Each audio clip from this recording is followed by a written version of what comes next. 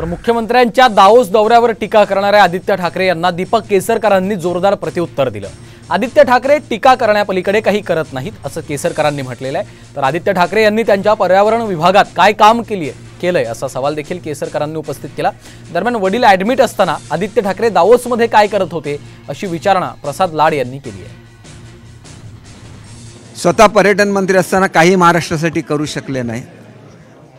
पर्यावरण खात्याचे मंत्री होते त्यावेळेला जे काय पर्यावरणाचा ऱ्हास झाला, नद्या ज्या प्रदूषित झाल्या त्याच्यावर काही कारवाई झाली नाही, एअर पोल्युशनवर काही कारवाई झाली नाही।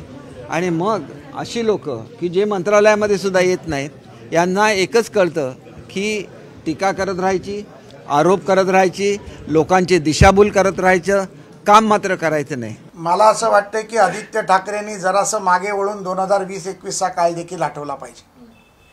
डावोसला गेल्यानंतर स्वतःचे पिताश्री हॉस्पिटलमध्ये असताना डावोसची चेन कोण करत होतं हे आम्हाला तोंड उघडायला लावू नये आदित्य ठाकरेंनी। त्यावेळेला कोण कोण डावोसमध्ये गेलं, कोण कोण त्यांच्याबरोबर होतं, डावोसमध्ये कुठल्या हॉटेलमध्ये कुठल्या पार्ट्या झाल्या आणि डावोसचं काम किती झालं याचे व्हिडिओ क्लिप आम्हाला काढायला लावू नये।